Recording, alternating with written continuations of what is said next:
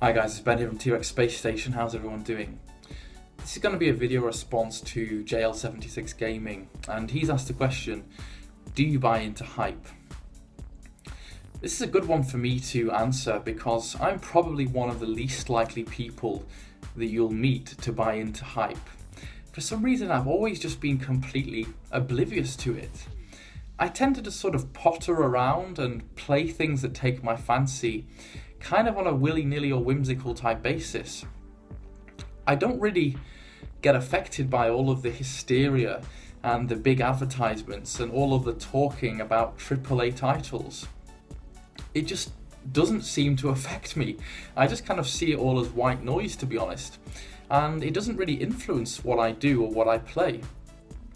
I think part of that is because I'm into retro video games so much, so that why would I be so excited about a new game when there are thousands and thousands of old games that I haven't played before? To me, I'm either interested or I'm not, and that's not about the how new the game is or how big it is. It's purely about whether it tweaks my fancy or not. And as I said, an old game is probably equally as likely to do that as a new one. I already have a long list of things that I'm playing, and so I just have my head down, I'm doing my own thing, and there's stuff being recommended, whatever. It's funny, I tend to be a person who comes very late to the party with franchises that are even, especially good. People will be raving about them and playing them, during the release time and hyping them up. And I'll kind of slowly make my way across to them, over quite a period of time. That's happening at the moment with the Professor Layton games. These games are absolutely ancient and have been around for so long. And now, 7 years later, I start to play them and think, I can see what all the excitement was about. These are really good. But I just don't have that rush or that desire to suddenly buy things that are new.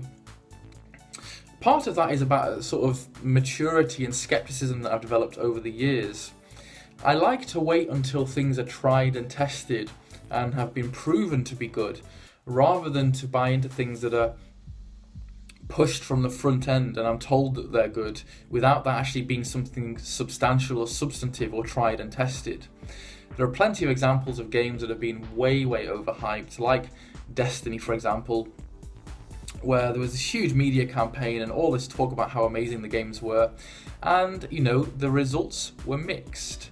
I'm not saying the game's a bad game, but I'm saying that it was certainly overplayed, and there are people who, yes, love it, and there are plenty of people who have legitimate criticisms about it. If I'd bought that game on pre-order or day one, I would have denied myself the chance to obtain more data.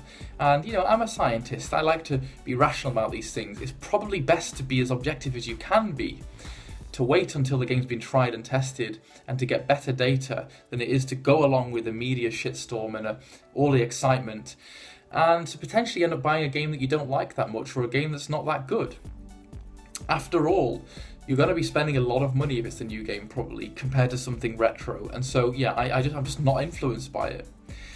Furthermore, I like to buy games that pique my interest through YouTube and things. And after a new game will not have that same amount of research that's available, I'd much prefer to wait until there are lots of YouTube videos out there, or things that I can actually pick up and look at in my own time, rather than stuff that comes through from the front end.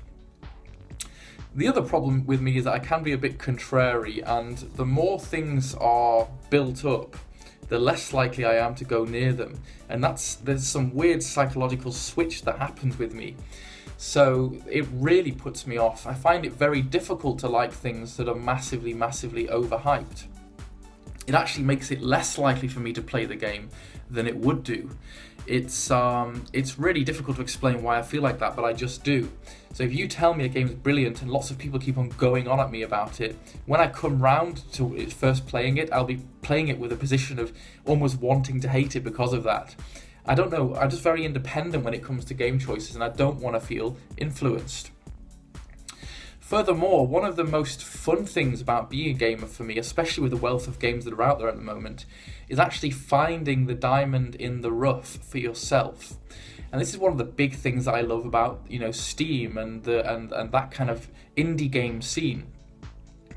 It's so much fun finding a random game that you know nothing about and discovering a gem or a diamond in the rough and thinking this is an amazing game.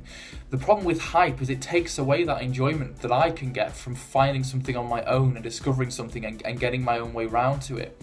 It takes that away and just says, here it is, buy it, tap into it, it's there, it's great. I just don't like that. It's too overstated. I want to find my own way. And that's kind of why I love indie games. There are some examples of hype in indie games, but not as often. More often it's struggling games that need your attention, and it's fun finding those games and supporting something that a lot of work has gone into that doesn't have that same power of advertising that a big hyped up game might have. There's so many examples of games that I've just come to years and years later. I just do my own thing. I'm just still playing relatively obscure, cheap Wii titles. I'm not bored of the Wii yet. I'm still looking for games for that and buying games and enjoying doing it. Yeah, the Wii U's there. Yeah, maybe one day I'll get round to it, but I'm just in no rush. I'm just completely oblivious to hype. I'm trying to think, are there any examples in the past? I'm sure there will have been times when I've been excited about games, but that's usually based on me having a good understanding of the series to begin with. And I do watch pre-release stuff and try to make my own judgment about it, but usually I will be pretty cautious, try and stay away from all of the overselling and make my own mind up over time and just potter my way through all of the games that I have to play. I've still got loads that I already need to play. I don't necessarily need to be jumping on any more bandwagons. Fallout 4? Not that interested. Yeah, it looks good. So are lots of the other games that I have. Anyway, that's just my 2 pence. Take care, guys, and I'll speak to you all soon. Bye.